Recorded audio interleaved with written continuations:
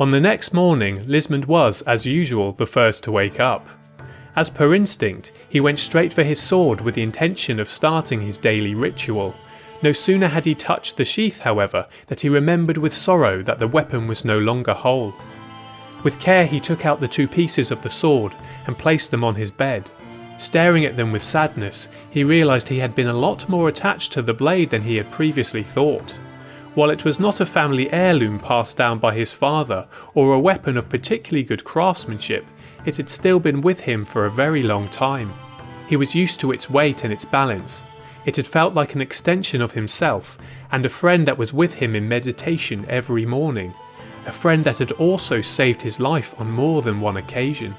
Now, however, the sword lay broken in front of him, and given the severity of the damage, he knew repairing it was impossible.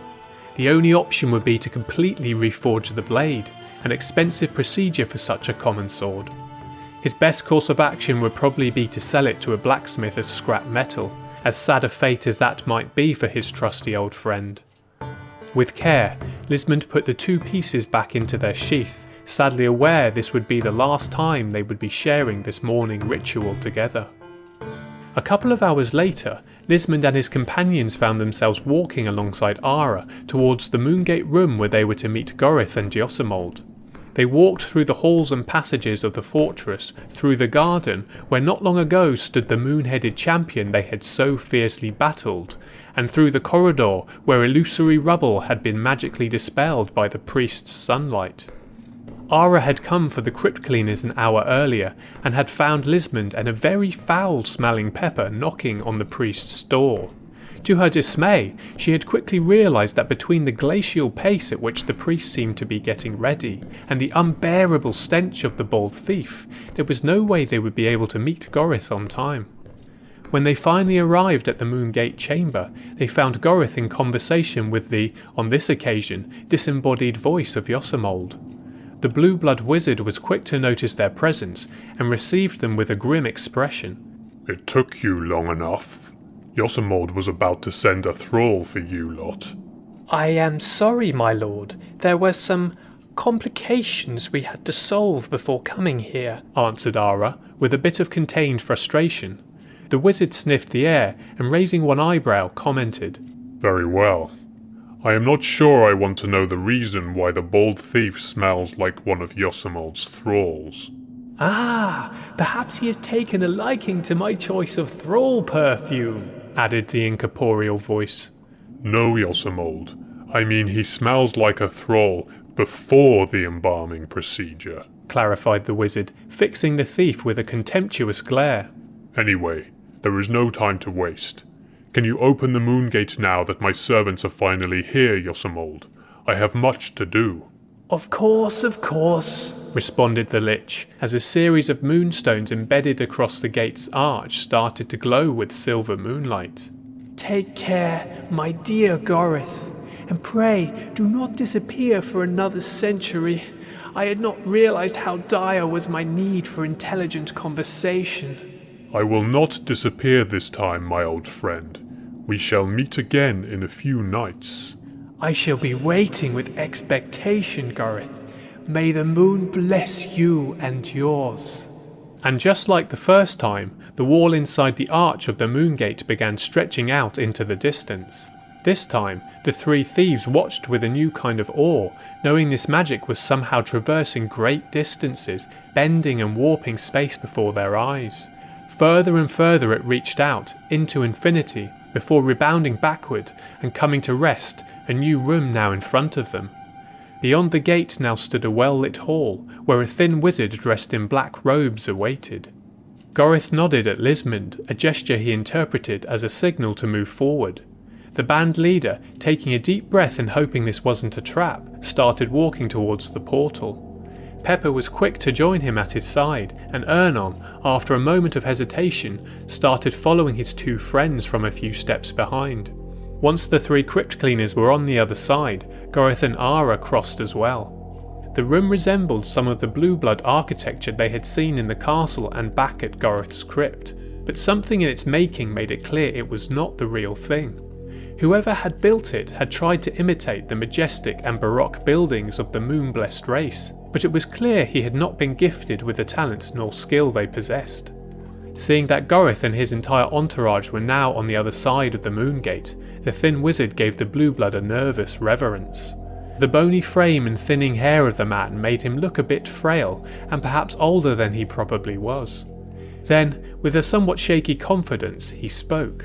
Goryth the Wise, it is an honour to meet you, my lord. We are very pleased to welcome you here. It is not often we have the chance to meet a moon wizard of your grandeur. My name is Dillery. I am the highest among my master's disciples, one of the few members of the Order of the Moon that have made it to its innermost circle. The man had a quirky and nervous demeanour that made Lismond and the others feel uncomfortable and strangely embarrassed for him. I see. How amusing, commented Goryth, making no effort to hide his annoyance. I have studied the art for more than 2 decades, my lord.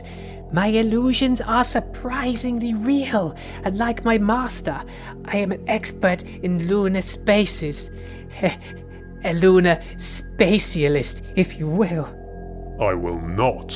Enough of this, said Goryth, who had clearly had enough, putting a somewhat rude stop to the man's introduction. Where is your master? I do not intend to waste my time with his underlings. He is not here at the moment, my lord. My most sincere apologies, answered Dillery, with a slight tone of hurt and embarrassment in his voice. The Heliarch himself called for him this morning. He had no choice but to make himself present at the Solar Temple, and he was forced to send me here on his behalf. He was deeply saddened by the turn of events, as he was in elation at the prospect of meeting you. Our situation in Solaria is a bit precarious, as you can imagine, so my master cannot afford to disobey the Heliarch without incurring a terrible cost for the Tower of Wizardry and the Order of the Moon. When will your master be back then? I do not intend to stay here for long, spoke Goryth. He will be back tonight, my lord, but do not worry. We have spared no expense. My master has left our best study and chambers available for you and your entourage. We have a wide selection of wines and spirits, if you please, as well as delicacies from all over Greater Solaria, continued the thin wizard, only to then add in a lower voice that was almost a whisper. My master even had man-flesh prepared when he heard of your coming. Good son! Let out Ernon, horrified upon hearing Dillery's words. What is this sun priest doing here? Is this man part of your entourage, my lord? That he is. Why else would he be accompanying me? Goryth answered him, showing impatience in his voice. I am sorry, my lord. I just did not expect that. My apologies. Should I take you to your chambers? I can have food and beverages brought to you as soon as you desire. That shall not be necessary. We are not staying here.